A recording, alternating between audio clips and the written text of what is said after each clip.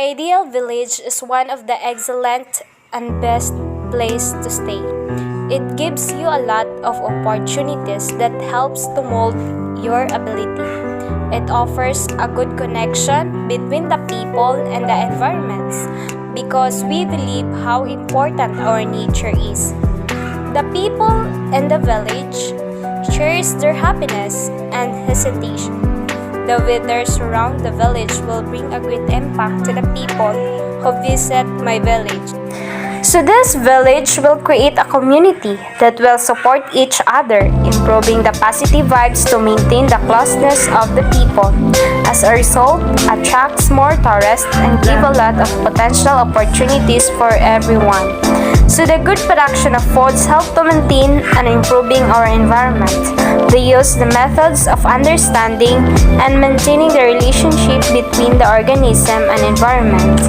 We think for the future generation to follow what we have done, to do not waste the resources that may become useful in the future.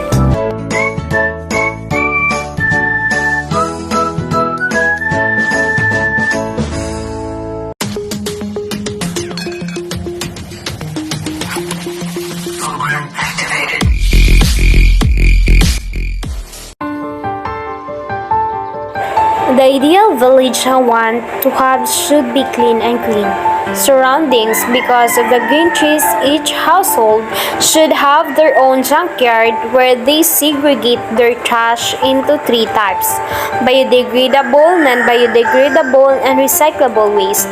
Every week, a garbage truck should collect the biodegradable and the non-biodegradable trash to be thrown to the local dump site intended for scraps and recyclable materials. Should reuse and process to turn them into useful materials. Also, an ideal village should have proper sanitation, like having drainage system so that dirty water will be disposed, and also help flood control during rainy season. Next is leadership and governance.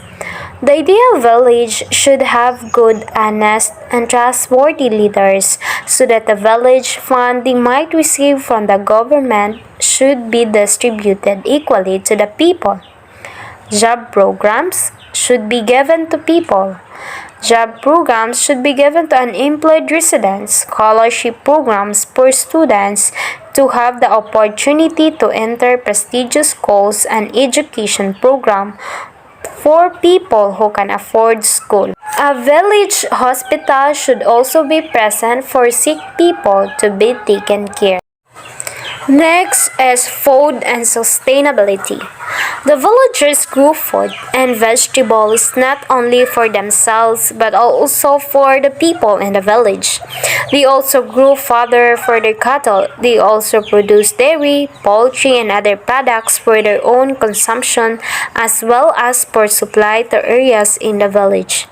There should be proper arrangement in the village itself to provide them with good seeds and all assistance related to their products. The village should have clean and sufficient water supply enough to provide people water to drink and to take a bath to clean themselves up. And the last one is family and social relationships. Each family should give attention to a member whenever he or she is sick. An ideal type of village should have good social relationship. People should help each other in order for them to strive and have a healthy living.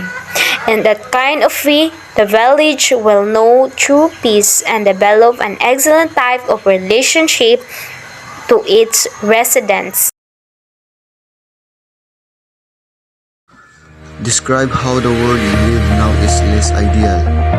So just over a week ago, Super Typhoon Ray, locally known as Odette, made its first landfall on 16 December 2021, bringing torrential rains, violent winds, floods and storm surges to the Visayas and Mindanao Islands.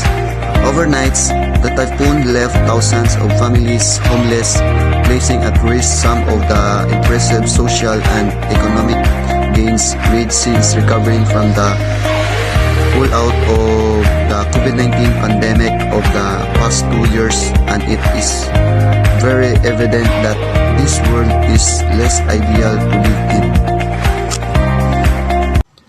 How can you make the world more ideal? In comparison to today's society, a perfect world be a far more kind and helpful atmosphere. In today's environment, everyone has the potential to be unpleasant, judgmental, competitive, and unfriendly. To name a few traits, the majority of these traits would not exist in an ideal world.